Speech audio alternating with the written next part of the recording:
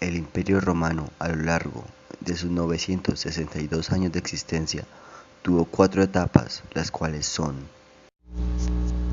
La República Romana presentó un régimen republicano que se extiende desde el 509 a.C., cuando se puso fin a la monarquía romana, hasta el 27 a.C., fecha en que tuvo su inicio el Imperio Romano. Se impuso como potencia el dominante de la península itálica, sometiendo a los demás pueblos de la región y enfrentándose a las polis griegas del sur. el Imperio Romano, etapa del 27 a.C.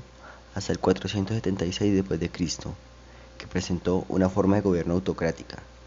Bajo la etapa imperial de los dominios de Roma, siguió aumentando, abarcando desde el Océano Atlántico al oeste hasta las orillas del Mar Caspio, el Mar Rojo y el Golfo Pérsico al este, y desde el desierto del Sahara al sur hasta las tierras boscosas a orillas de los ríos Rin, Danubio y la frontera con Caledonia al norte.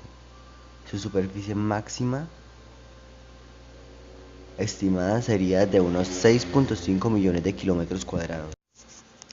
El Imperio Romano de Occidente es el nombre que recibió la parte occidental del Imperio Romano, tras la división administrativa iniciada con la tetrarquía del emperador Diocleciano, que fue desde el 284 hasta el 305, y consolidada por el emperador Teodosio I, que fue desde el 376 hasta el 395, quien lo repartió entre sus dos hijos.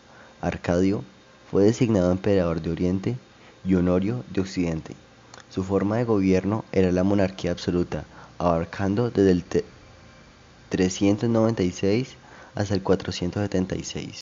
El Imperio Bizantino fue desde el 395 hasta el 1453 después de Cristo. Fue el estado heredero del Imperio Romano, que pervivió durante toda la Edad Media y el comienzo del Renacimiento, y se ubicaba en el Mediterráneo oriental. Su capital se encontraba en Constantinopla. También se conoce al Imperio Bizantino como el Imperio Romano de Oriente. Su forma de gobierno era la monarquía absoluta. Estructura social y política. Ciudades dependientes de Roma. Iniciada la expansión territorial romana, muchas ciudades pasaron a depender de Roma. Cuando una ciudad se sometía a Roma a discreción, sus ciudadanos quedaban con el estatuto jurídico de dedícticos, aunque la mayoría de las ciudades sometidas a discreción lo fueron después de la Primera Guerra Púnica. Probablemente la institución es anterior. Las ciudades sometidas a Roma, con su territorio rural incluido, no tenían derecho a declarar la guerra por su cuenta, pero debían declararla forzosamente cuando Roma lo hiciera. También tenían prohibido hacer convenios de ningún tipo con otros estados o ciudades. Había varios tipos de ciudades vinculadas a Roma. Ciudades de derecho romano. Algunas ciudades recibieron el derecho completo de ciudadanía romana, especialmente las antiguas ciudades aliadas de la Liga Latina, las ciudades sabinas y gran parte de las del país de Volsco. Junto a ellas estaban las colonias que disfrutaban del derecho de ciudadanía. Ciudades latinas. Las ciudades sujetas llamadas latinas eran las otras ciudades de la Liga Latina que no habían recibido el derecho de ciudadanía, y las colonias de derecho latino. Los latinos y los romanos eran iguales en sus relaciones privadas, en los negocios, el comercio y las sucesiones. Ciudades sin voto. Estaban en tercer lugar las ciudades con derecho de civitas, pero sin voto, que aunque podían llamarse ciudadanos, no debían soportar todas las cargas cívicas sin compensación. Estas ciudades estaban administradas para los asuntos judiciales por un prefecto anual designado por el pretor de Roma. Su administración civil estaba en manos de sus propios magistrados locales, generalmente de la aristocracia. Ciudades confederadas no latinas. Finalmente estaban las ciudades confederadas no latinas, cuyos derechos quedaban establecidos por los tratados particulares, concentradas con cada una de ellas. Estas ciudades suministraban contingentes al ejército de cuantía prefijada de antemano, siendo el equipamiento del contingente a cargo de la ciudad. Estaban gobernadas por magistrados locales surgidos de la aristocracia. El rey. Gobierna Roma un rey, representante de la institución monárquica a que corresponde todo el poder y dicta las órdenes, el cual era elegido entre el pueblo como jefe de una gran familia política. El Senado. Frente al rey se erige la institución del Consejo de Ancianos para contrabalancear la institución real. Los primeros senadores son los representantes designados por cada gens. El Senado era un órgano meramente consultivo, pero siendo emanado del pueblo. El rey lo convocaba a menudo y consideraba sus propuestas. Sus reuniones se celebraban en el Comitium en una sala llamada Bule. Divisiones de la población romana. La división de la población se hacía desde las gens.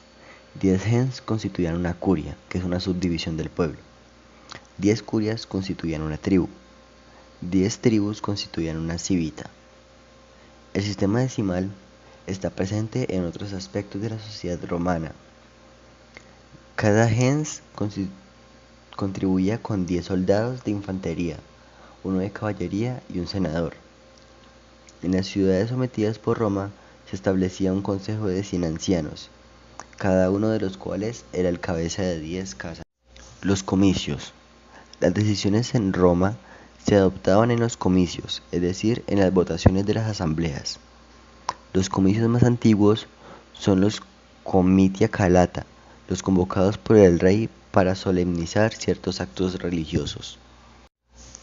Junto a los ciudadanos plenos o patricios, entendiéndose como tales los cabezas de familia y sus hijos varones, estaban los ciudadanos honorarios, invitados de otras ciudades que renunciaban a su antigua ciudadanía y aceptaban la ciudadanía honoraria romana.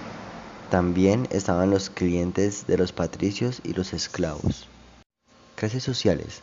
Las clases que se distinguieron fueron: los patricios.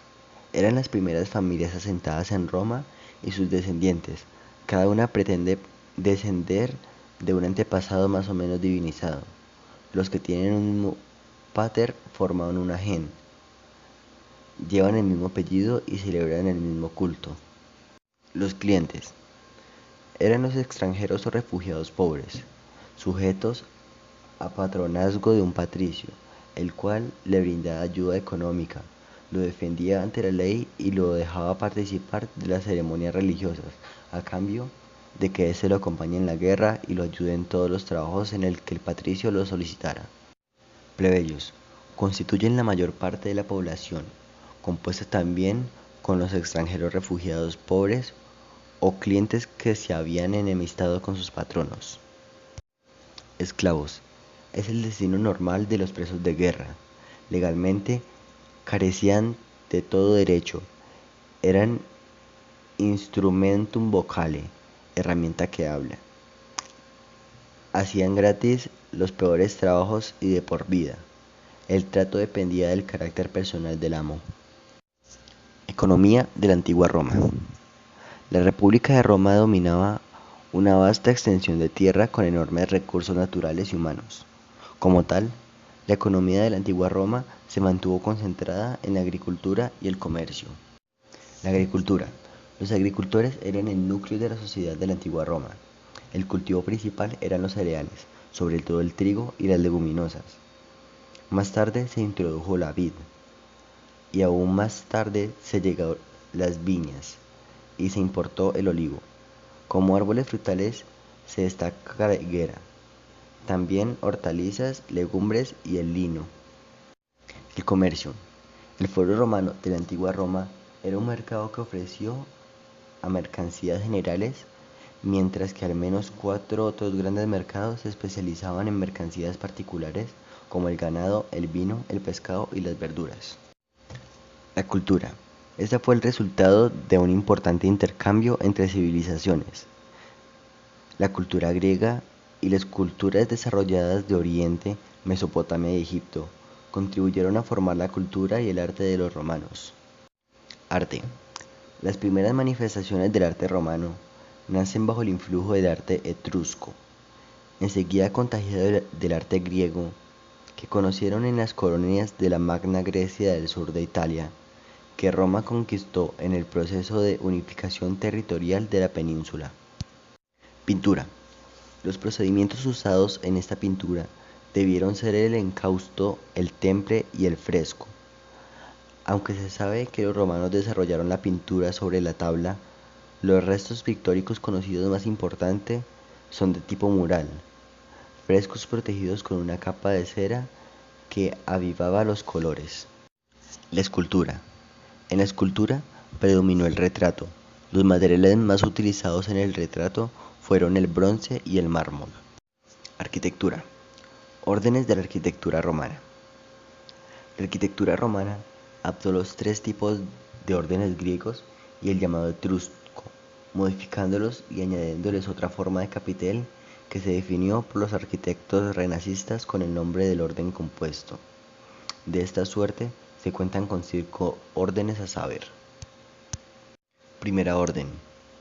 El orden toscano o etrusco, que permanece básicamente igual. Segunda orden.